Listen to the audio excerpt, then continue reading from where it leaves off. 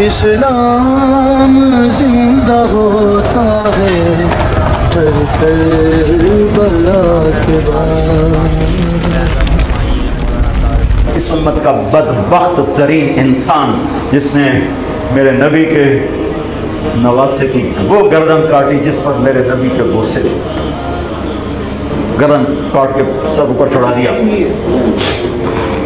پھر خیموں کی طرف بڑھے تو اللہ کو زندگی مقصود تھی، آل رسول کی نسل چلنی تھی، تو علی بن الحسین بیمار تھے، جن کو زین العابدین، ابھی میں نے ان کا قصہ سنایا، اس پر شمر کی تلوار رک گئی کہ چلو بیمار ہے چھوڑ دیا جائے، بیمار ہے چھوڑ دیا جائے۔ تو خواتین، بچے، حسن علی کی بیٹیاں فاطمہ بنت علی، زینب بنت علی، حضرت حسین کی بیٹی سکینہ بنت حسین اور آپ کی بیگم رباب، آپ کو بیویوں میں سب سے محبوب بیوی تھی رباب۔ آپ فرمایا کرتے تھے جب رباب میکے چلی جاتی ہے تو میری تو نیند ہی اڑ جاتی ہے، اتنا ان سے پیار تھا، وہ بھی ساتھ تھی۔ ان سب کو ان کے کانوں کی بالیاں کھینچ کے اتار دی۔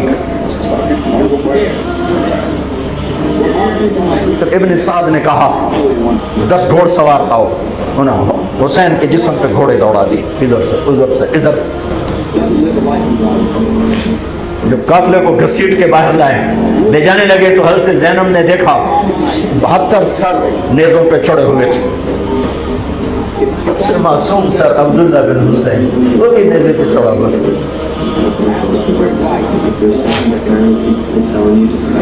ہم نے کربلا کو افسانہ بنا دیا، یہ کمائی کا ذریعہ بنا لیا۔ یہ ایک پیغام ہے طبقات امت کے لیے، مت ضمیر بیچو، مت ضمیر بیچو۔ ٹکڑے ٹکڑے بدن، تو حضرت زینب کی زبان سے چند الفاظ نکلے جنہوں نے اب حیران ہو گئے۔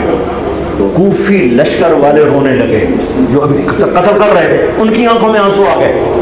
وا محمدا وا محمدا،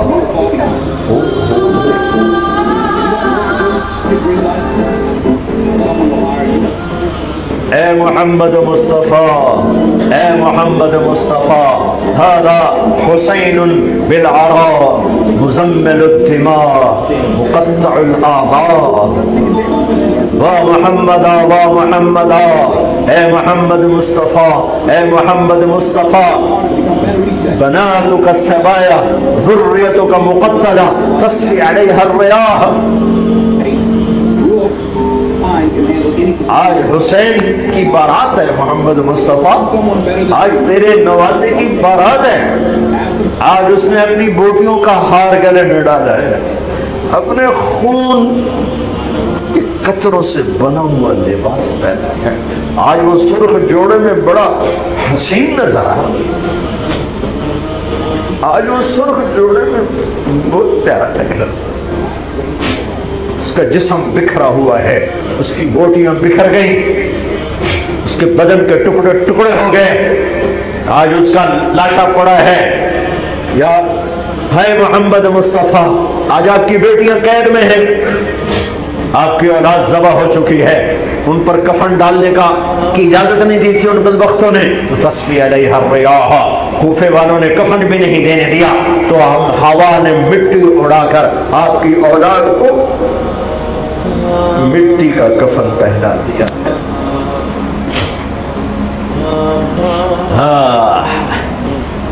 یہ کٹا ہوا سر پھر صرف حسین کا ابن زیاد کے سامنے پیش کیا گیا، تو اس نے منہ پہ چھڑی ماری، پھر چھڑی ماری، پھر کہنے لگا میں نے ایسا حسن نہیں دیکھا کہ مر کے بھی چہرہ مسکراتا چمکتا ہو۔ تو حضرت انس نے کھڑے ہو کر کہا او ظالم، یہ چھڑی یہاں سے ہٹا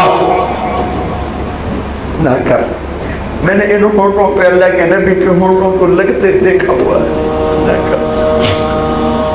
کہنے لگا تو بوڑھا نہ ہوتا تو میں تیری گردن اڑا دیتا، تیری عقل خراب ہو گئی ہے، تو میں میری نہیں تیری عقل بگڑی ہے، آنے والے دن تو دیکھے گا تیرے ساتھ کیا ہوگا۔ پھر یہی سر یزید کے سامنے رکھا گیا، اس نے منہ پہ چھڑی ماری تو زید ابن ارقم کھڑے ہو گئے، کہنے گے نہ کر، میں نے ہونٹوں پہ نبی کے ہونٹوں کو لگتے دیکھا۔ میرے بھائیو، نماز کا وقت قریب ہو گیا، بلکہ میں نے زیادہ وقت لے لیا ہے۔ میں کسی کی تفصیل تو زندگی بھر کبھی نہیں سنا سکا، اشارے کر دیتا ہوں، پڑھو اس کو، پڑھو، خود پڑھو، پیغام لو، پیغام لو۔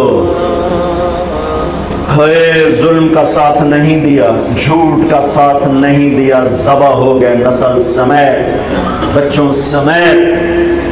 پوری دنیا کے تجار کو پیغام ہے، جھوٹ سے بچ، خیانت سے بچ۔ سارے دفتر والوں کو پیغام ہے، رشوت سے بچو، رشوت سے بچو، ظلم و ستم ڈھانے سے بچو۔ ساری دنیا کے میں کیا کہوں، میرے ملک کا ایک ایک طبقہ ضمیر بیچ کے سویا ہوا ہے۔ جہاں انصاف دینے والے بک جائیں، جہاں جج کے قلم کی قیمت لگے، جہاں جس دیش کے جج کو خریدا جا سکتا، جس کے قلم کو خریدا جا سکے، جس دیش کے وکیل کو خریدا جا سکے، جس دیش میں جھوٹے مقدموں کی بھرمار ہو، جس دیش کا ڈاکٹر مریض کو مریض نہ سمجھے، گاہک سمجھے۔ بھائیو جتنے بیٹھے ہو اتنے تو توبہ کریں ہم، کہ آؤ بھائی آج ہم اپنے اللہ کو راضی کرنا، اپنی زندگی کی منزل بنائیں، اپنی زندگی کا مقصد بنائیں۔ ظلم سے نکلو، جھوٹ سے نکلو، بہتان سے نکلو، رشوت سے نکلو، حرام سے نکلو، شراب سے نکلو، زنا سے نکلو، بدکاری سے نکلو، فحاشی سے نکلو، جوئے سے نکلو، جھوٹے مقدموں سے نکلو، جھوٹی گواہیوں سے نکلو۔ قتیبہ بن بکار کی مجلس میں مصر کا بادشاہ واز سنتا تھا، 18 برس آتا رہا، 18 برس، اور ہر سال 1000 دینار، 1000 دینار ان کو گفٹ کرتا تھا، 1000 دینار، کوئی 10 کروڑ روپیہ بنتا ہے، 1000 دینار۔